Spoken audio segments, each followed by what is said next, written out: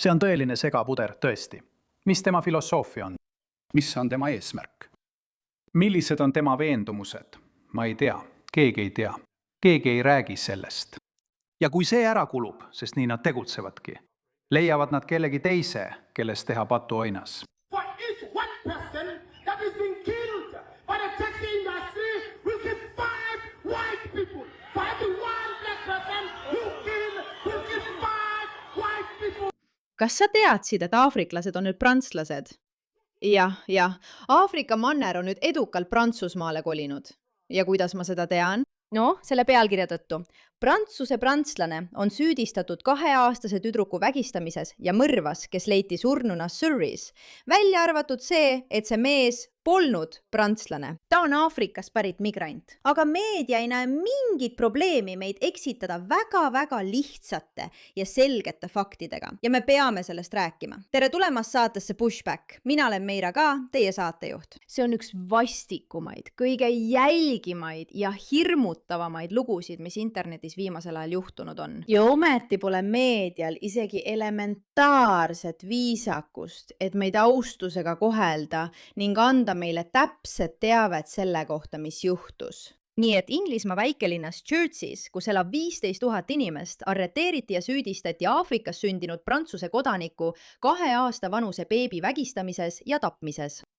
See on lihtsalt tavaline päev, eks? Ja inimesed on paanikas, sest migrant on pärit Kesk-Aafrika Vabariigist. Tema nimi on Kevin Kuriine ja talle on nüüd süüdistus esitatud, eks? Talle on süüdistus esitatud ja meedia arvab, et nad saavad seda lugu meile müüa kui prantslase lugu. See, et ma ärritun selle loo meediakajastuse peale. Ja mitte selle jälgija vastiku tõsiasja pärast, et 2-aastane laps, beebi, oli füüsiliselt mitte ainult, vaid tegelikult ka suurepärane. See on üle mõistuse, see on arusaamatu. Ja ikkagi, selle hullumeelse looga arvab meedia, et nad saavad seda väänata ja moonutada, et mida nad sellega üldse propageerida tahavad. Mingi naeruväärne igivana narratiiv, et inglased ja prantslased on rivaalid ja et see on midagi prantslaste vastu. See ei ole midagi prantslaste vastu. See on suunatud Inglise valitsuse vastu, kes lubas oma riiki tulla Aafrika päritolu inimesel, kes tõi endaga kaasa ühiskonna ja tsivilisatsiooni, millel on teatud uskumuste süsteem, mis on uskumatult problemaatiline. Nüüd peate endale meelde tuletama 2 asja, mis selle looga kaasas käivad. Kuidas selline lugu juhtub? Esiteks on valitsuses inimesi, kes on alati valmis probleemile osutama, kuid ei nimeta kunagi tegelikku probleemi. Nad tulevad välja mingi naeruväärse asjaga, nagu see video. Mis on reform? Nii et üsna segane värk tõesti. Mis on tema filosoofia? Mis on tema eesmärk? Millised on tema veendumused? Ma ei tea. Keegi ei tea. Keegi ei räägi sellest. Ma mõtlen, tema veendumused on saada immigrandid Ühendkuningriigist välja. Ebaseaduslikud. Ma ei kuule loenguid reformi veendumustest ja filosoofiast. Kas ma jõuan selle punktini? Tal ei ole midagi head pakkuda. Miks ta saab nii palju hääli? Need on puhtalt protestihääled, sest teised parteid on läbi kukkunud, mis teatud määral on tõsi. Neil on olnud väga rasked olud, nii leiboristide kui ka konservatiivide valitsustel, ja nad on teinud vigu. Ja mõnel juhul väga tõsiselt valesti. Aga nad teavad seda. Ja ma arvan, et nad teavad, kuidas hakata neid vigu parandama. Aga mis on reformi juures positiivset? Mis on nende ainulaadne müügiargument?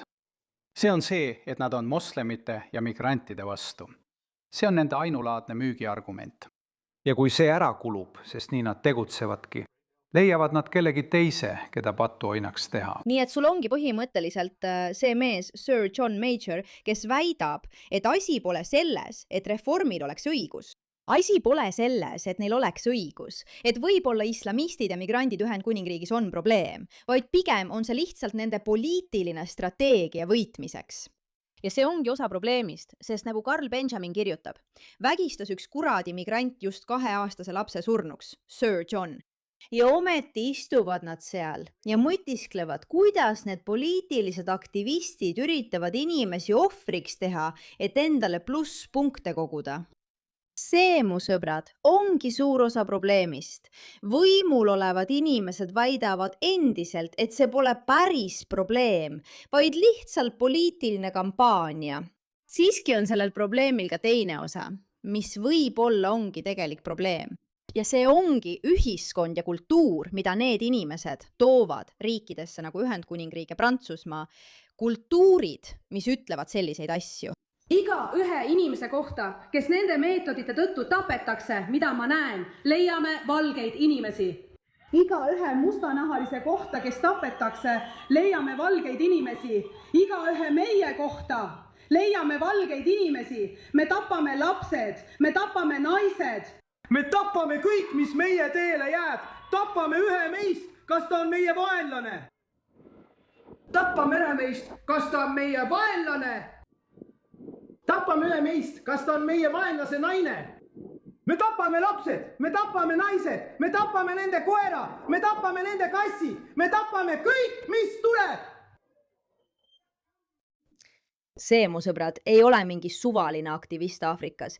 See on Lõuna-Aafrika parlamendi liige nimega Andilv. Mul pole aimugi, kuidas seda hääldada.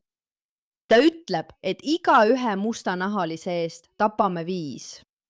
Me leiame nende lapsed, me leiame nende naised, me leiame kõik, mis meie teele jääb ja See ongi nende kultuur. See on kultuur, mille inimesed on sisse toonud. Nüüd, Lõuna-Aafrika, nagu paljud meist teavad, on üks kõige tsiviliseeritumaid ja austatumaid paiku, kui rääkida Aafrika dünaamikast ja inimestest.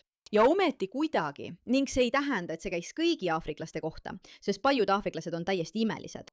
Kui sa tood sisse kultuuri, mis normaliseerib sellist vestlust ja tood selle riiki, mis üritab vastu võidelda, kuid võimul olevad inimesed ütlevad, et ei, millegi vastu pole tegelikult vaja võidelda.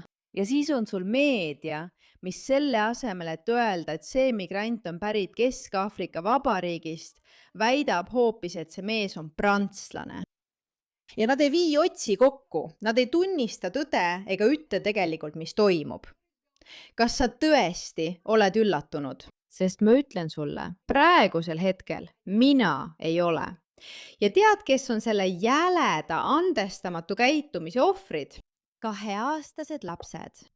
Nemad on need, kes lõpuks maksavad selle eest, et me lubame täiskasvanutel täituda nii vastutustundetult ja mitte tegelikult rääkida sellest, mis tegelikult toimub. See on see, mis lõpuks meie ühiskonnaga juhtub. Aitäh, et pöörasite sellele küsimusele tähelepanu.